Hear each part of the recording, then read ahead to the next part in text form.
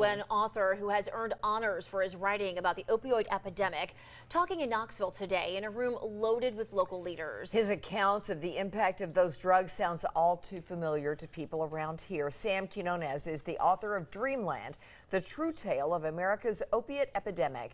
The book has been featured on a number of best book lists in the past 3 years. In our top story tonight, WATE 600 side reporter Blake Stevens talking with him and leaders hearing his message. Blake, one of the challenges here is I understand that the author believes there's essentially no silver bullet for this problem. Oh, that's absolutely right, Kristen. He explains this is a problem that really peaked in the 1990s. It started with thousands of pharmaceutical sales representatives pushing time-release oxycodone. Then he says we started seeing pain looked at as a fifth vital sign. Ultimately, we saw millions of prescriptions written, and that's where that dependency began. It's a problem he believes can be corrected over time. Hundreds of people listening intently, hoping to leave with new ways to help solve the opioid problem. Author Sam Quinones explaining the answer lies with each other, coming together and finding ways to reduce reliance on opioids.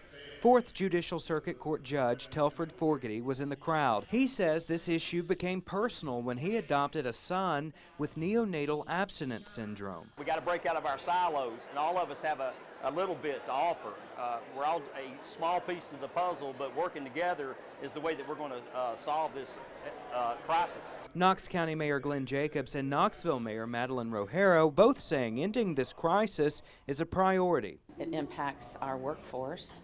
It impacts our schools. It impacts all facets of our community. So we definitely have a role, but we can't do it alone. It requires all the different entities, all the organizations and people who are here. There is no easy fix, and it does take the entire community to work on this issue, and that's the only way that we're going to be able to confront it. TBI Director David Roush saying most crimes involve drugs, which is why he was thrilled to see so many rallying against them. But we've got to understand that compassion goes a long way, and that you have to treat the symptoms, and so that's really, you got to get to the root of it.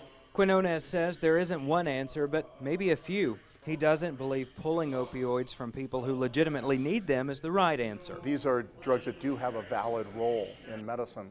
I think increasingly people are understanding that that role is not in every medicine cabinet in America. He urged the crowd to be patient, don't demand an instant fix, because he says real change comes slowly. Just keep going, don't give up because maybe it doesn't immediately resolve itself. It took 20 years or plus to get here, you know. Quinones is also sharing that the problem is beyond pain pills now. He says many addicts are finding heroin can be cheaper and more potent. And with drug traffickers getting more creative, he sees this as a real issue looking forward. But because opioid addiction isolates a person, he believes getting involved, having tough conversations, and working together can solve the problem. Guys, we're going to send it over to you.